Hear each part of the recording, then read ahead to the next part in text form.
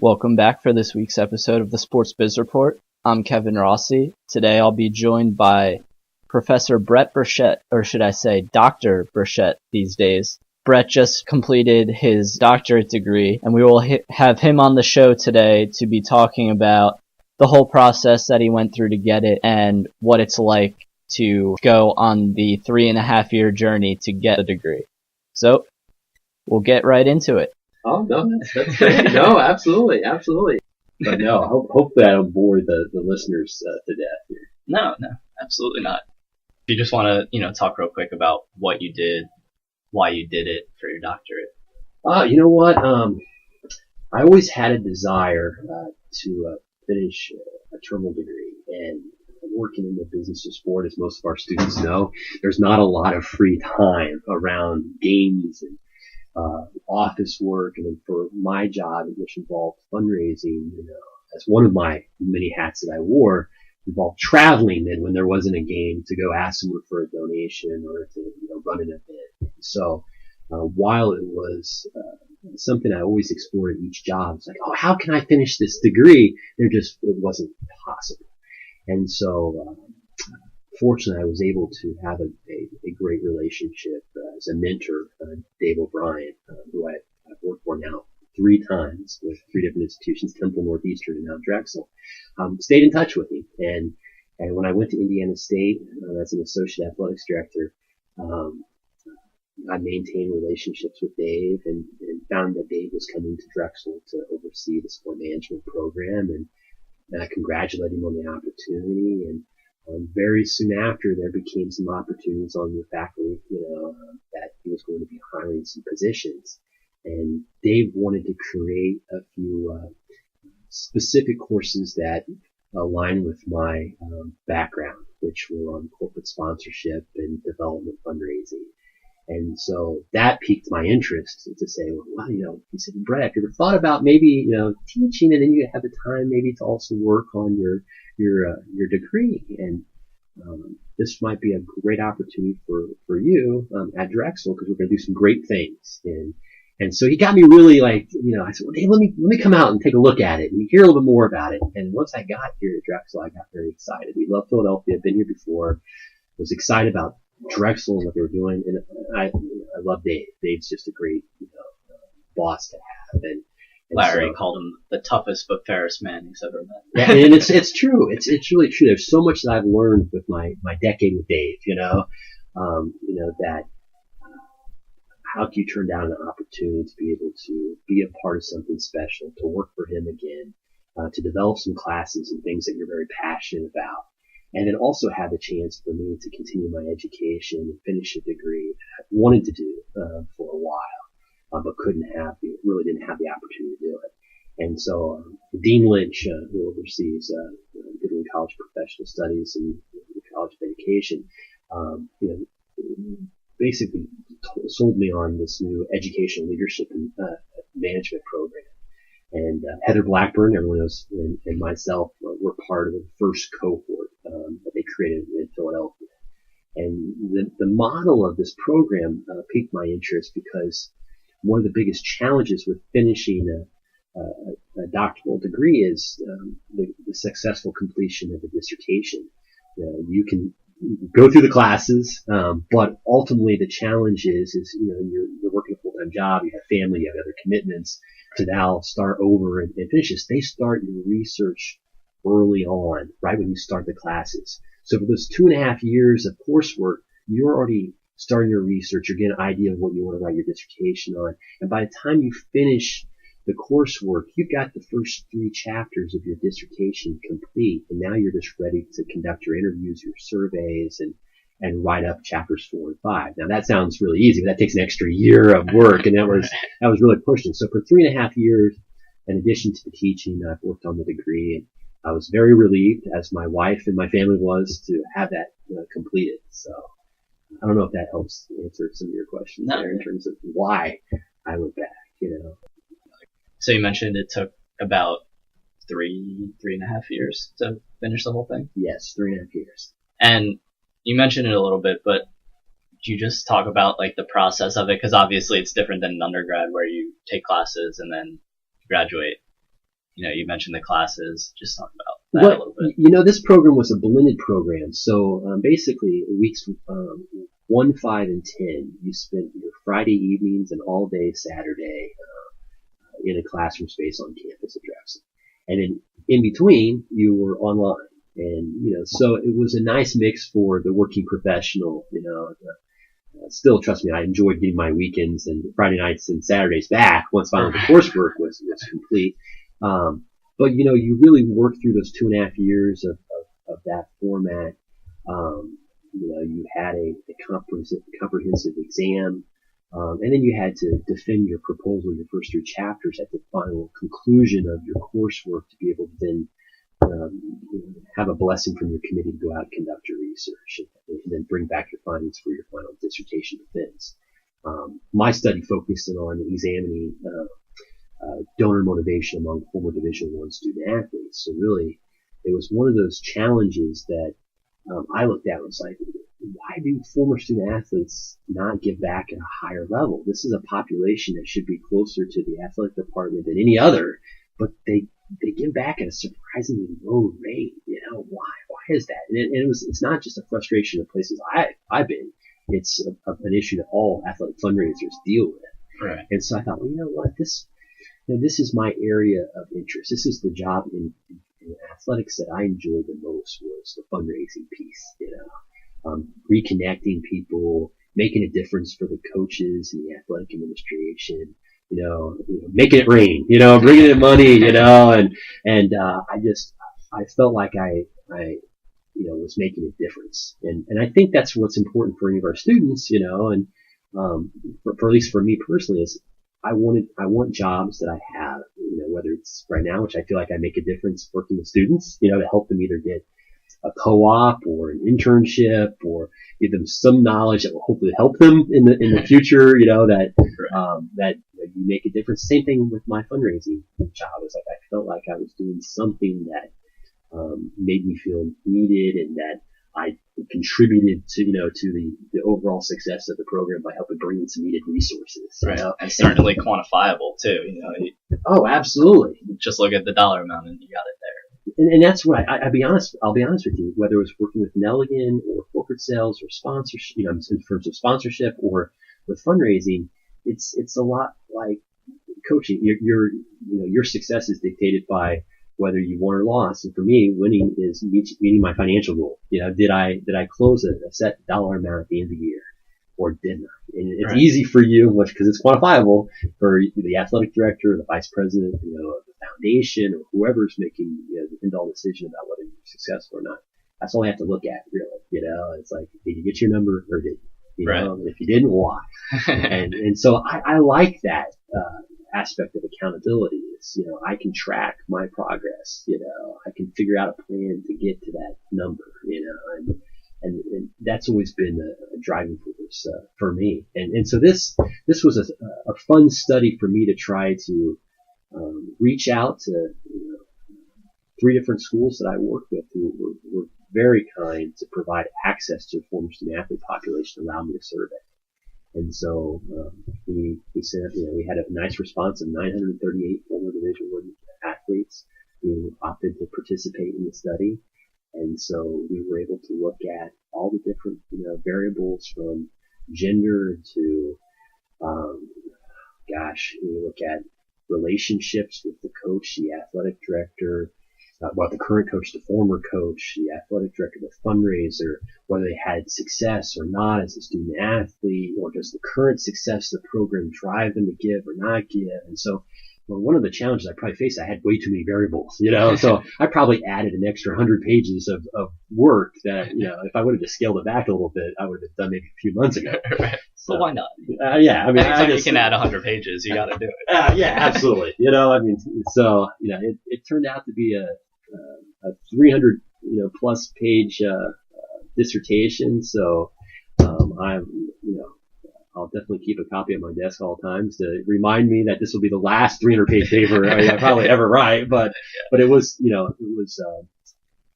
probably the most rewarding, experience that I've ever had. We think about one of the most challenging, but also yet rewarding, because much like any of our students, when you get finally through that degree, sense of accomplishment looking back on how quickly 5 years, whether you're on 4 or 5 years, how quickly it goes. Yeah. For 3.5 years, we've set out, it's so far away.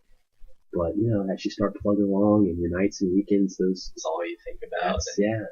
Probably helps that it's something that you enjoy as well. It makes a big difference. Yeah. And, and for me, one of the things that you may look at it right now as an undergrad and go, wow, I don't love every one of my classes. Some of my classes, I really just want to get to week 10 or 11 and be done. Your master's degree, I found, was the easiest experience because I went to Temple and they had a sport and recreation administration graduate degree program, and all the classes were geared towards. So imagine you just taking sport management courses your undergrad. Now it's really your degree, right? And so I didn't have to take courses that weren't going to really impact my career afterwards.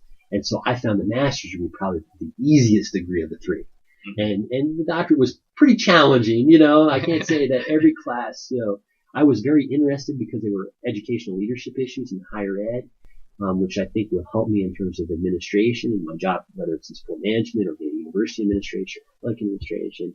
But the fact that you're able also to create your research and your papers specific to sport or your area of interest.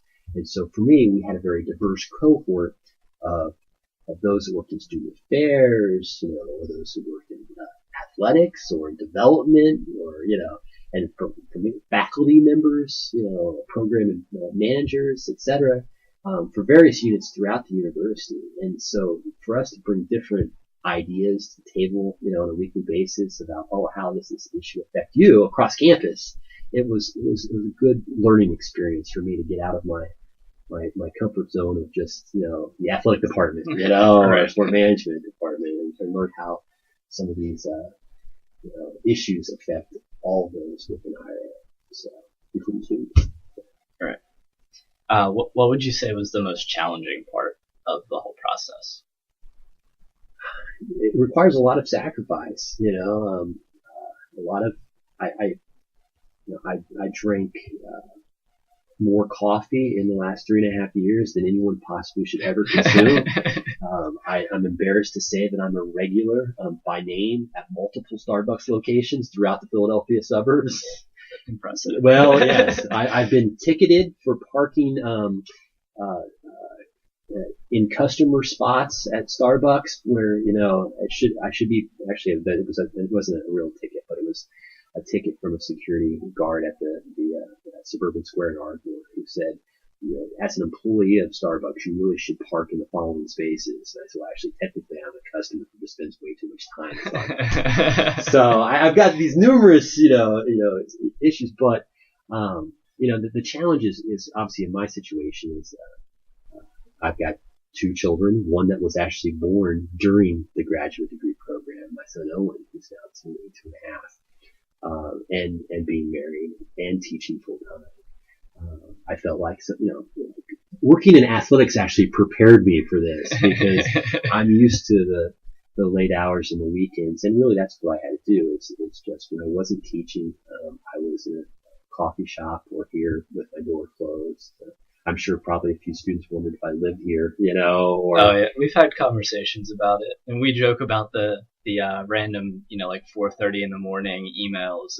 Yes, my sleep schedule is still being, coming back, so I learned for the last 3.5 years to live off, 3 or 4 hours of sleep a night, or, to sleep at odd times, just to be able to continue to keep up on grading, prepare for lectures, but then also to complete my homework. So I would definitely say that for the first 1.5 years or so, this is now 5 years that I've been employed at Drexel. And so the first 1.5 years or so, the program hadn't started. And so it gave me a chance. It was actually nice to get my feet wet, to teaching and acclimated to Drexel before I actually started the second job of going to school as a student. But I do think it changed my perspective in the classroom because I was also a student now. And so I was able to adjust a few of the assignments, and unfortunately some of those recent grads who had me the very first year, I probably looked back and said, oh, I hate that too. Why would anyone ever assign that? And I realized, well, I was the one assigning that as well, but it also, I was fortunate enough in our doctoral program to have some just unbelievable faculty members that I also admire. And it helped me, I think, and hopefully our students know of how to better utilize technology in the classroom, whether it's videos or feedback and things, or just assignments that, by actually doing the assignments or seeing assignments presented in a different fashion, I was able to hopefully adjust my teaching style that hopefully the students will enjoy more than now than maybe they did when I first started. So yeah. I think that was a bonus. Personally, I like all the different things. I know other people are like, oh, Brett assigned another one of those damn voiceover PowerPoints. And I don't know, but it's good to be able to, move between different things, because that's all you have to do these days. You always have to be able to adjust to the next technology or whatever it is. And I'll be honest with you, some of our students will joke that I'm still technologically challenged, but this program, since it was blended based and we had some great instructors who embraced technology, it forced me to adapt. And then, that's why, yes, you can blame the doctoral program on the voice boards and some of, the things that we tried, to incorporate into the classroom. And some work, and obviously some don't, but, my thought was, hey, why don't we try this now? Because this was kind of fun. It was different. Yeah. I think it's funny. Well, thank you. No, I appreciate that. Yeah. You're the one student who actually responded on an evaluation who liked that, man. All right. So, I've talked to a few people who have, in, my age, who have thrown out the preliminary idea of possibly like looking into getting a doctorate down the line, for similar reasons that you did. What's the biggest piece of advice that you would give to somebody looking to pursue it? They told me this, and Heather in our cohort, in our first orientation after we had applied and been admitted to the program.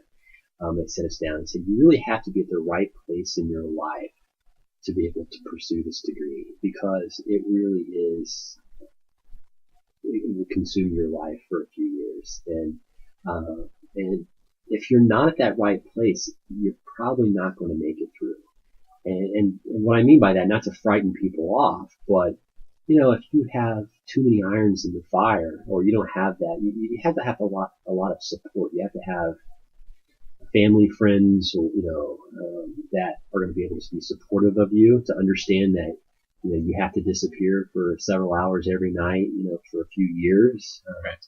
That you may not, might miss a few family activities, or not be able to attend, some events because you have to be in class, or you have to complete another 20 or 30 page paper, due this, the next 2 weeks, and you have to start on that and finish it. So, if work is too challenging, and you have some challenges with your family life or things like that, it's probably not the best time to pursue. So I think my piece of advice is, get yourself in a situation where you feel like you can handle it, that your work, if you're starting a new job, probably not the best time to do it. Fortunately for me, it was a very supportive structure here with Dave and the dean and others to embrace understanding the value of this degree. Yeah. But I've got other friends of mine who work outside of Drexel and other institutions who their boss may not see the value as much in this. They make it very challenging. They don't provide flexible opportunities for them to be able to finish stuff. They've got to work around their day job. Mm-hmm. Fortunately for me, I was able to kind of combine, working and going to school, because it was all Drexel. Right. So I guess my biggest piece of advice is, find yourself in a situation personally that you feel that you can take this on, and it's okay if it's not the right time to wait. And for me, obviously, it took me a decade from my master's degree till I started my doctorate, because there was never an opportunity at the institutions I worked that was the right time. You don't want to screw up your full-time job. Right. You remain focused. Yes, on that. you have to make sure you're performing, whether it's bringing in money or you're coaching, wherever your job might be. Make sure that you're doing that well enough that you can then absorb the extra work. Because I had a friend once say that you can only do really two things well. Anything above and beyond that, things start to suffer, so, realize that, the more things you take on, your ability to do those at the highest level, become very near impossible to do, Right. So whether or not you may be the best, the brightest, and you think you can do it, but the more stuff you take on, things are impacted and effective. So make sure you're in a good situation. Will the Dr. Dad t-shirt be making any appearances in class? Oh, I'm not sure how you found out about that one. Yeah, that was for those of you that are not aware of this. The joke with my kids and my wife was that once I finished my degree, I am now Dr. Daddy, and so they produced a very fun, goofy t-shirt that says Dr. Daddy on it that you'll never see me in public wear. But if you catch me mowing the lawn or something, maybe I'll break that out. But yeah, it was a nice, fun, and cute reward. I actually finished defending the dissertation. They showed up with some balloons and a t-shirt. So. I promised Heather I would work it. No, thank you. I will have to find Heather after this interview. So. All right. Well, thank you for flipping the tables here and allowing me to interview you instead of. Oh, no. Thank you for not being too hard on me here. No. I appreciate it. And I appreciate everything that you guys do. Thank you for joining us today, Brett. We'll be off next week, but check back in 2 weeks for the next episode of the Sports Biz Report. And in the meantime, check out the blog, drexelsmtsu.blogspot.com, and follow us on Twitter at Drexel SMTSU.